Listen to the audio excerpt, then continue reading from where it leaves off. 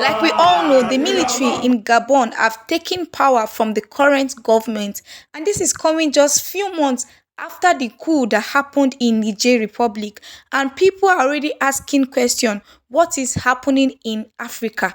And it is very simple. Africans are tired. We are tired of bad leaders. We are tired of leaders who have no plans for the people they are leading. I'll be reading to us people's reaction on Twitter. This person here says, breaking, the Gabonese military has announced a coup in Gabon, deposing President Ali Bongo, citing that the elections held over the weekend were not credible. The officers appeared on Gabon 24 in the early hours of Wednesday morning.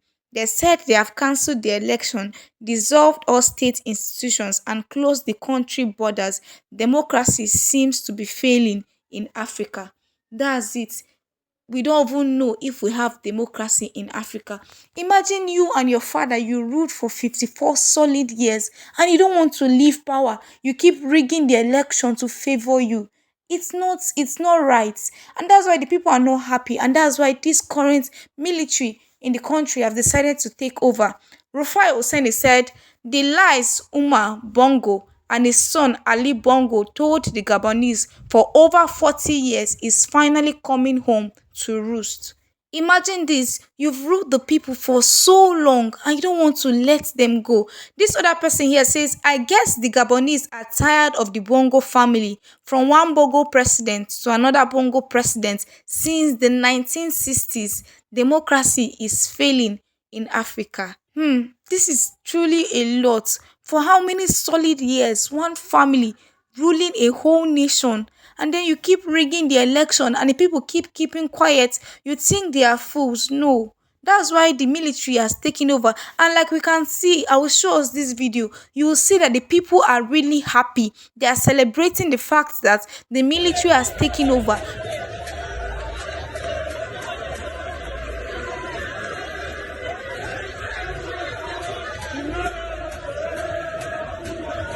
From this video we just watched, you can see that the people are really happy that the military has taken over. This person here said, Africa is waking up. A child who says his father will not sleep will also not sleep. That's it. Africans, they are waking up. They are tired of the same kind of people leading us. We are tired of just having the same kind of experience over and over again. Another person here said, Oya Tinubu, another war to fight. You must fight this war, so when PO said things must be done right, you thought he was joking. How long will the ECOWAS keep trying to intervene? How long will they keep threatening these countries that the military is taking over? When even the ECOWAS chairman, who is the president of Nigeria, we know that he is not legitimate president. We know the rigging that brought him into power. Yet ECOWAS made him the chairman of ECOWAS. How will they be able to intervene in these African countries when the people don't really have trust in them again? How will you use someone who is not legitimate to be your chairman? That means anything you want to tell us, we are not going to believe. I believe that's what these countries will be having, and that's why they will not want to even listen to what the ECOWAS is saying. Another person here said, sad, African leaderships are obviously on trial. Though some of us are categorically condemning military takeover, it is also very important to critically look at the root cause of these multiple military takeovers in Africa. I recently said, what is wrong with us in Africa? That's it. We just have to fix the root cause, which is leadership problem, and that's what is happening in Africa. Another person here, Edu, said, long overdue. That family has ruled that country for over 60 years already. Over 60 years. Another person here said, at least they cancelled the election and probably there might be a rerun.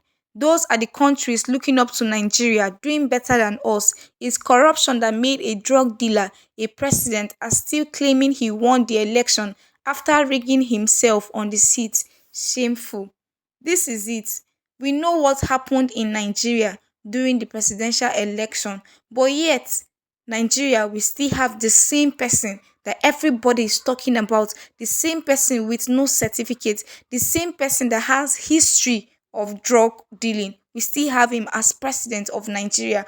But like we keep saying, we believe that the judiciary will do the right thing to ensure that the mandate goes back to the right owner. We believe that the judiciary will do the right thing. That's why we keep calling on the judiciary to do the right thing.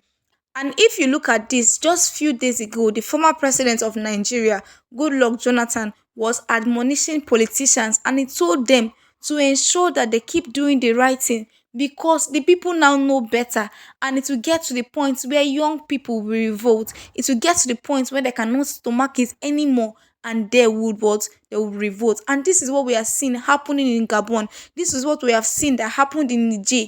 And now he said the same thing to Nigerians. I'll allow us to watch this video where Jonathan was admonishing Nigerian Let me use this politicians. opportunity to advise us who are politicians and those of us who are in the security services that while we are doing the job we are meant to do, let us not, because the judiciary is very conservative, try to blackmail them or squeeze them. Sometimes when we have political powers, we get blinded. They say sometimes your wisdom is consumed with confidence. When we bear the big name, president, governor, all the speakers and so on, we become so blinded, especially even in the security services. When you're holding certain positions, become so blinded, but society is changing. And we must learn, we must admonish ourselves. And civil society is becoming very, very active. And certain things that probably we do and get away with it, we may not get away with it tomorrow. If we take laws into our hands and try to squeeze society, young people will react. It happens when I was a president in a sister country, Burkina Faso, where by their law, if the president is not there because they have no vice president, it's the speaker of the parliament that will take over the country and manage the country. The president wanted to amend the constitution so you go for a third tenure. And from the thinking of society, the parliament was compromised, so the speaker was to do it. The young people in Burkina Faso, the civil society, they mobilized and moved in to the parliament to kill the speaker. The security people couldn't defend it. The speaker has to run away. They burned down the parliament, the national parliament of that country. The mob moved into the state house to attack the president. The president defense squad that was even stronger than national army couldn't stop the mass movement. Otherwise, you kill everybody. The president has to run to Cote d'Ivoire. The country was in a quagmire. Their constitution said the president is not there, the speaker. Now the president ran away, the speaker ran away. Nobody to take over power. The military have to step in. So we, the politicians, and those of us who are holding sensitive security positions should know that society is changing so much and that we should do everything based on the rule of law.